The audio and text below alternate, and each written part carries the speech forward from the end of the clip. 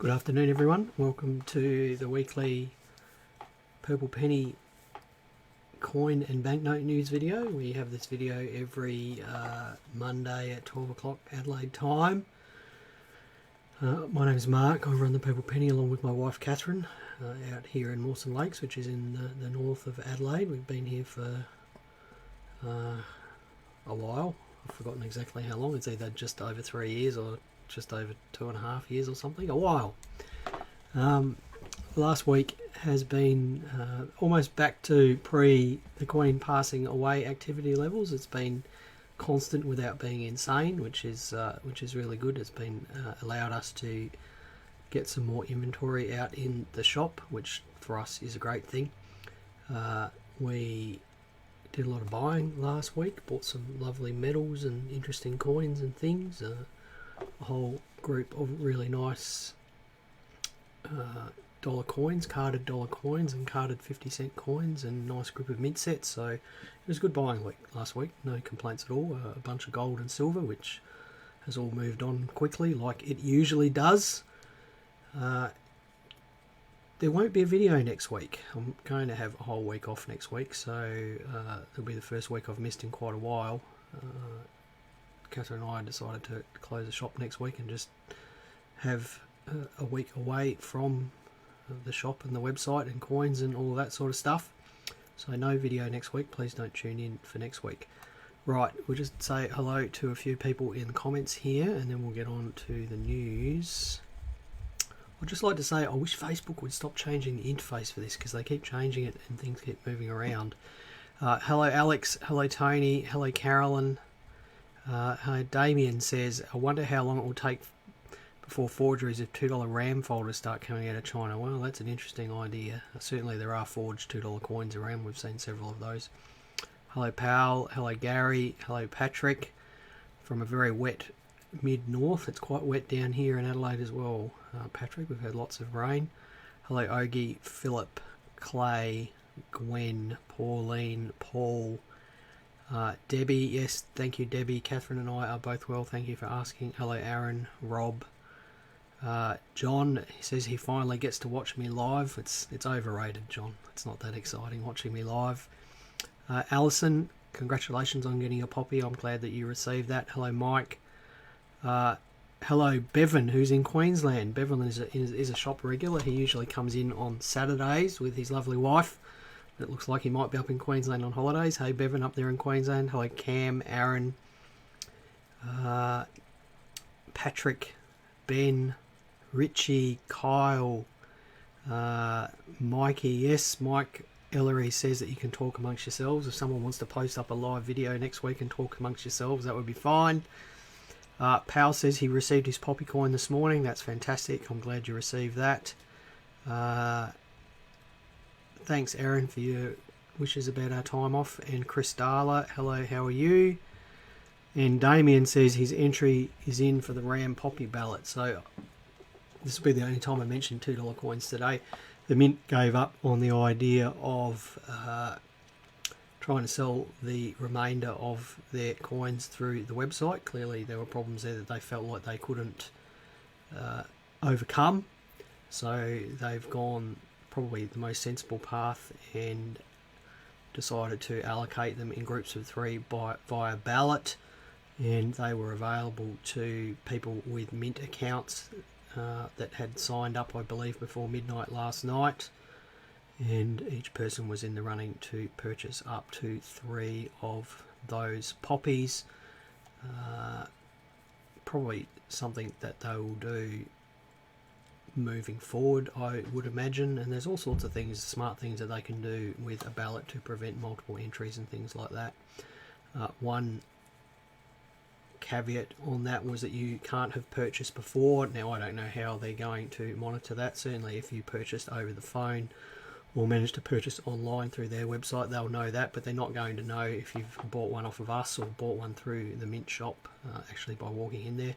Anyway, it seems like a lot more of a fair way of doing things. I know that not everyone's going to be happy about it, but I think it's the best that we can hope for at the moment.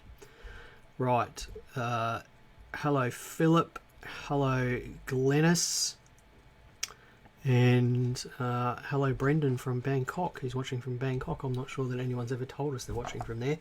Let's jump into the news. 2023 Unk and Proof sets are being released this Thursday. The Unk set is $33. The Proof set is $130. We ordered a whole stack of them from the mint. They are coming to us in split shipments. We had the first shipment arrive last week. I've looked at them and they are really cool. The Vegemite dollar coin is very nice. The packaging is very nice. It's all very well themed and well produced, and I'm sure that they will be popular. Those of you who expressed interest about the Unk and Proof sets a few weeks ago, you'll be getting an email at release time on Thursday, which is 8 AM Adelaide time. I'll leave it up to you to adjust that for whatever time zone you're in, with links to those products on our website, and you can choose to purchase those through our website or not. So as I said, the shop will be closed next week.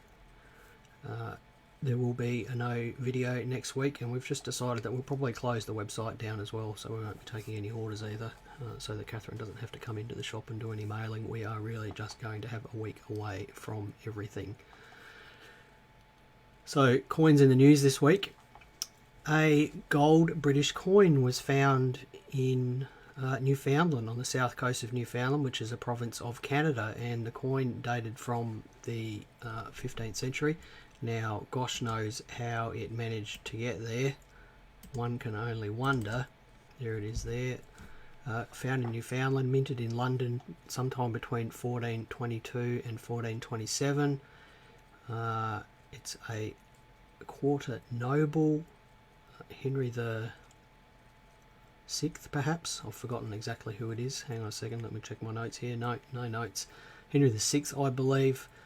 Now, how it got there, that was well before European settlement, is in between the Norse finding the east coast of Canada and European settling the east coast of Canada, so gosh knows how it got there. It's not the first coin that has been found in Canada in the same area from about the same era.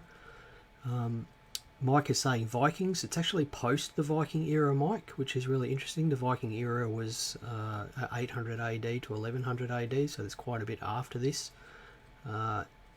There was no inkling on any of the news stories about how it might have got there. It is just purely conjecture, but what a fabulous thing to find in Canada, not what you would expect to find. And it's a high value coin as well, so whoever lost it was, I'm sure, kicking themselves when they did lose it. Other things in the news this week. The RBA released, the Reserve Bank of Australia released a really interesting press release this week about claims on money that people in New South Wales and Queensland have made due to floods. So this is flood damaged currency. There's been $10 million in damaged banknote claims made in the last few months to the RBA. So people sending in damaged banknotes and asking them to be replaced with non-damaged examples, which of course you can do. If you get a ripped $50 note, you can take that to the bank and turn that in, or submit the paperwork yourself to the RBA. Hello Catherine. Catherine is watching the video. She usually has it running on her phone and listens out, so I don't believe she ever watches it afterwards, but she does listen live. Now, the other interesting thing that the RBA included in that press release was that for the first time there is more than $100 billion of cash in circulation in Australia. So that's the first time that they believe that that has ever happened. And $97 billion of that $100 billion is made up of $50 and $100 notes. 50 billion of them is $50 notes and 47 billion is $100 notes. So the rest of the notes really constitute no value at all. And they are recommending that people do not keep their cash under the mattress, because of course with inflation at 8% you are losing 8% value, but I suspect that lots of people that have the cash stash are stashing it for reasons probably more foul than fair, and they're probably not going to rush to go and put it in the bank to get that juicy 3.5% or whatever it is that the banks are paying at the moment. Damien says he's been looking for that Henry VI coin since he lost it out of his pocket the last time he was in Newfoundland. Oh, okay, Damien. Perhaps you should contact the government of the province of Newfoundland, and perhaps they'll return it to you. I'm sure they would be more than happy to do that. Last item in the news is a hoard of Viking silver that was found in under the floor of a Viking roundhouse just north of Stockholm in Sweden. There was a bunch of silver jewellery, armbands, necklaces, that sort of things. But there was also some really interesting coins found, and I just found this really interesting because of the nature of the coins that were found. We'll just pop up a picture here. So there was quite a hoard of coins found. Let me just look at my notes here. There were coins found from Bohemia, which is in... I'm not going to say because I'll probably get that wrong. I think it's in Slovakia or the Czech Republic. Bavaria, England, from Arabic countries in the Middle East. There was a bunch of dirhams found there, and then there was also this coin here, which is from Normandy. Now, what's really interesting about this is it shows you that back in about 1000 AD, that commerce through Europe really was international. The fact that a Viking had buried coin from up to 1,000 miles away under his house shows you that trade truly was international, and money was moving in between countries and states and cities and things like that. And interestingly, this coin here that I'm showing was a denier from Normandy. It was struck in the 10th century, which is the 900s, and this coin type has never actually been found before. The only time it was ever mentioned was in a book from the 1700s, and the coin that book mentioned has never actually has been lost. So numismatists didn't think this coin actually existed. So this is only the second ever example of this coin that is found. So quite an interesting find under a Viking house. Right, we'll just have a look at a couple comments and then we'll jump into the topic of the day. Hello Sandy, welcome. Hello Tracy, welcome. Patrick, do you sell purple penny merchandise like my top? This is our old polo that we don't really wear anymore. We're sort of half-heartedly trying to find another type of polo. No, we don't sell purple penny merchandise. So no, that's the easy answer to that. Right, topic of the week is hello Tanya, welcome. Topic of the week is fakes and forgeries. Now I'll just show you our fakes and forgeries box. This is our fakes and forgeries box, and that's says I am fake on the end, and this weighs perhaps 3 kilos. These are all the fakes that we have accumulated since we've been in the shop for over 3 years, and you can see it is full to the brim there. Now, when the fakes come in, they come in people trying to sell us fakes, wittingly or unwittingly trying to sell us fakes. They are found in collections, so you know it's not unusual to find a fake in a collection. Catherine is asking, how do you get a water-damaged polymer banknote? Now that's the same question that we asked each other when I saw this news story this morning. Good question. I don't know how you get a water-damaged polymer banknote. Anyway, back onto the fakes. We are accumulating. They are something that is of great interest to us. So I thought today we would have a look at why people fake coins. I've taken a bunch of photos this morning and we'll just work through those. So the obvious reason for faking coins, this is what's called a contemporary counterfeit, is because you want to create a fake coin that you can then go and spend. So this is a base metal florin. It dates to the early part of the 20th century. Perhaps it cost a couple of pennies to make, and whoever made it can go and sell that couple of pennies work for 24 pennies. Hopefully they can pass it off as real money. And you know, it's a way of lining their pockets. And those of you who have been in the coin collecting game for a little while will know that there are counterfeit $2 coins getting around in the Australian economy, dating from either 2003 or 1996 and 1997. The English government, the UK government, has changed the design of £1 and £2 coins at least 3 times that I can think of to try and limit the issuance of counterfeit coins. I believe at one point they thought that up to 2% of the £1 and £2 coins circulated in England were counterfeit. So these are counterfeits that are made to create fake money that you can then go and spend. So that's one reason. I call this a contemporary counterfeit. The next type of counterfeit is what are deliberately deceptive coins that are made either to dupe collectors or dupe coin dealers, and these are key date forgeries. I'm going to call these forgeries. This is an 1893 Morgan dollar, which is a key date. Now, if you are a coin dealer like myself and like Catherine, or you are interested in coins, it is well worth familiarising yourself with the key dates of popular coin series. And the simple reason is that if you see these fakes around, then you will be immediately suspicious. So this means anytime I get an 1893 Morgan dollar in here, I am immediately suspicious. How did I know this was a fake? The weight is wrong.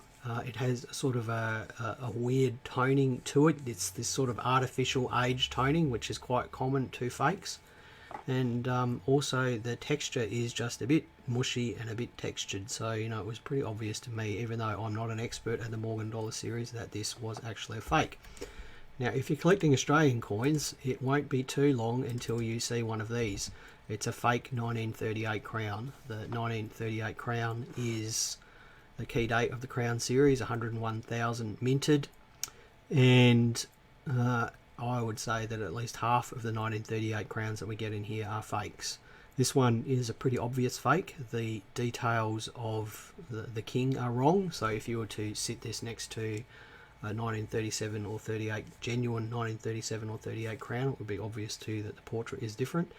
So how do you recognize these? You look at a bunch of coins.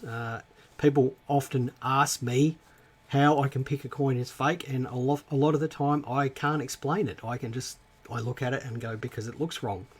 And why it necessarily looks wrong, I can't say, but when you look at as many coins as what Catherine and I do, sometimes it just is really obvious that something isn't right with it.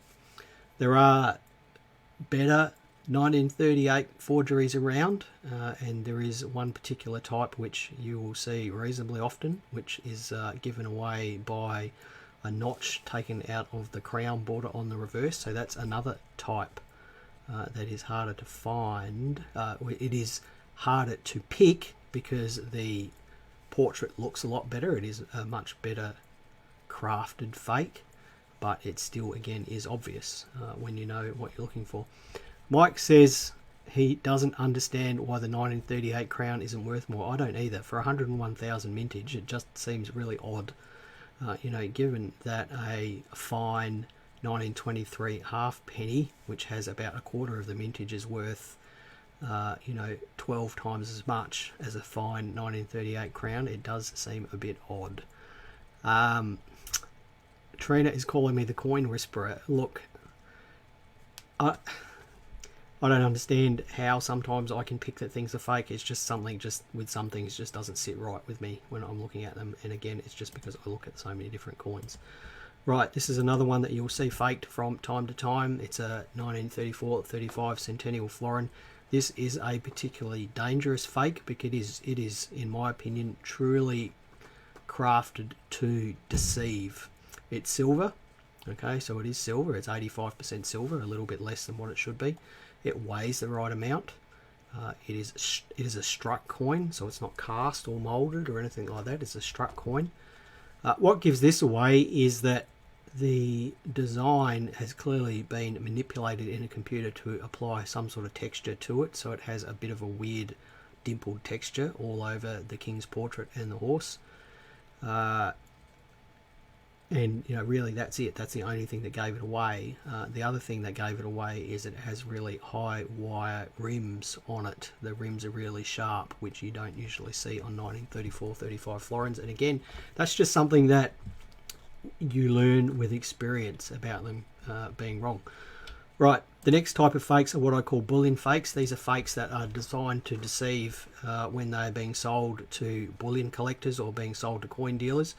The first one I'll show you is this one, and I've got a story about this one. This is a Canadian 1 ounce silver coin.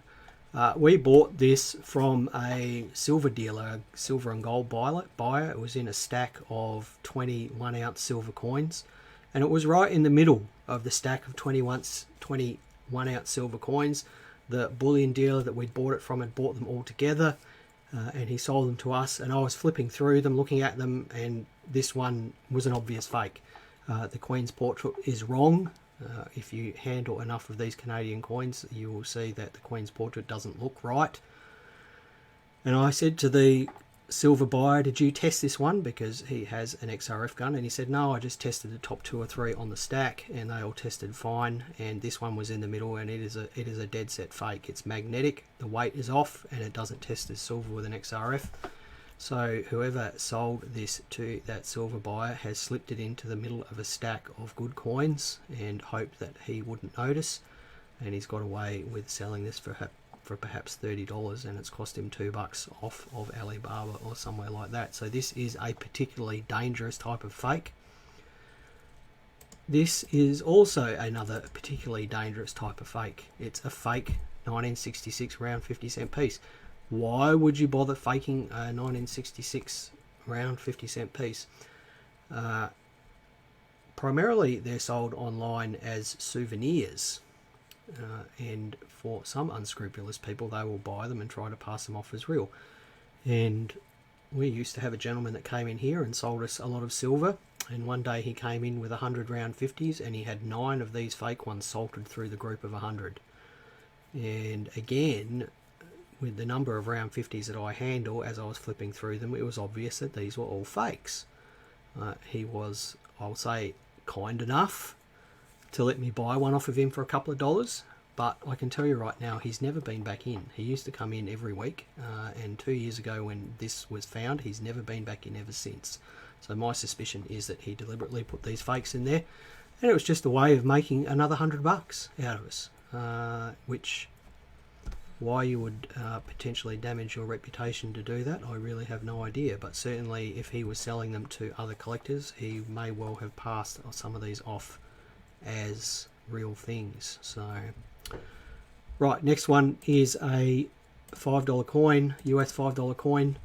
Now, this one, it was really interesting because it came in with a bunch of other US gold coins that were all real, and this one wasn't. So what set it off to me, I didn't really quite like the texture on the obverse, and the weight was just a little bit off. It was like 0.2 of a gram off, which, you know, normally isn't a big deal, but it just didn't sit right with me. So at that point we didn't have an XRF, so we took it to a mate of ours that's got one, and he tested it, and it was testing different percentages all over, which is a dead giveaway for a fake. It's like thick plating, so they'll try and plate them with thick gold to avoid XRF detection. It was giving weird results on the XRF, so we drilled it, and you can see it's gold plated copper filled. So this was a really deceptive fake.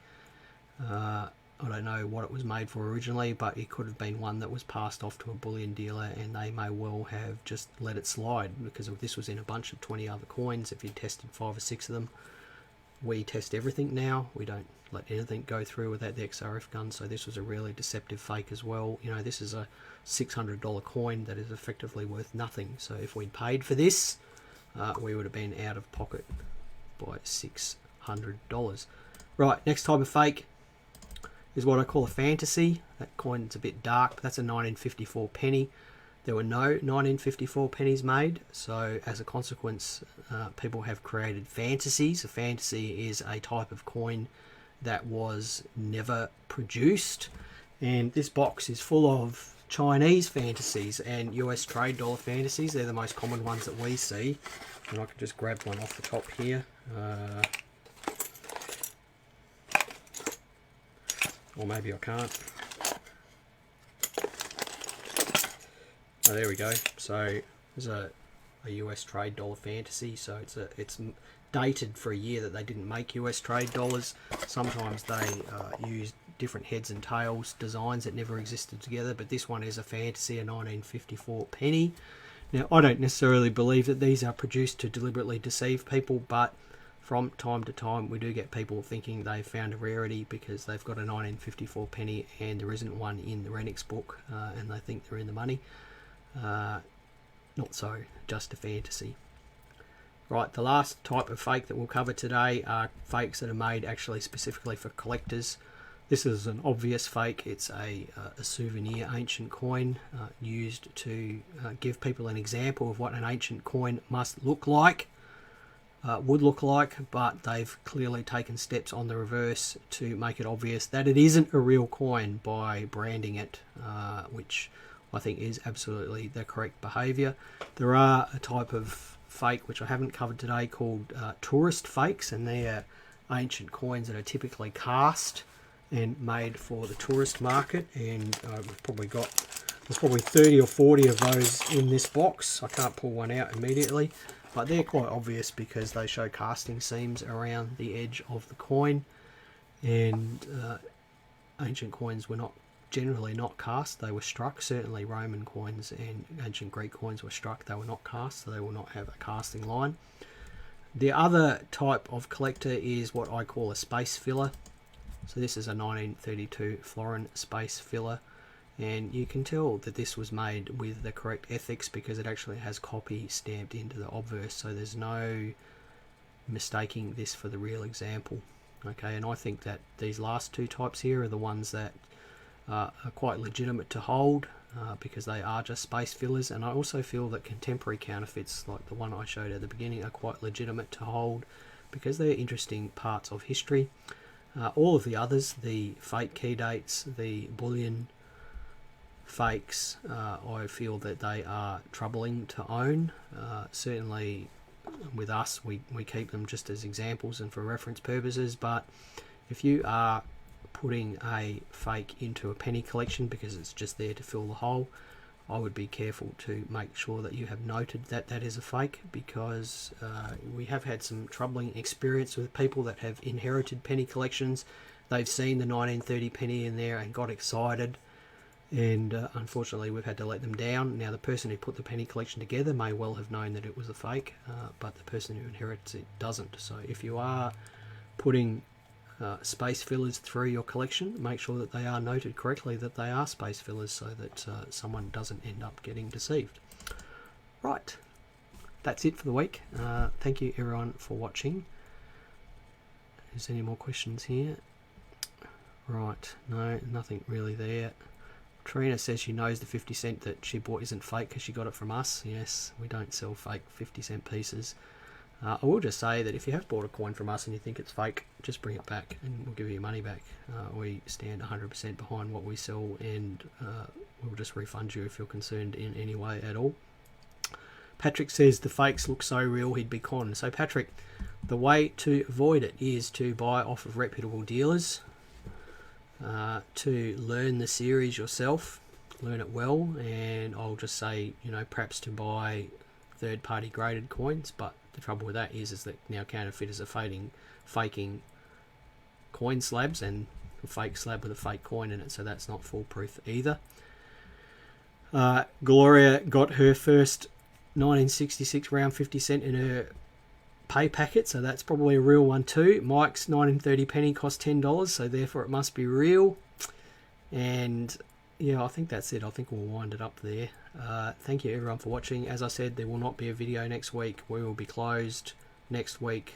We've decided that we're going to close the website down as well, so if you do have any questions or things that you need to buy, please just send us a message and we'll get onto it perhaps when we return back to the shop the week after next. We are just going to have some time off and just keep away from things for a little while.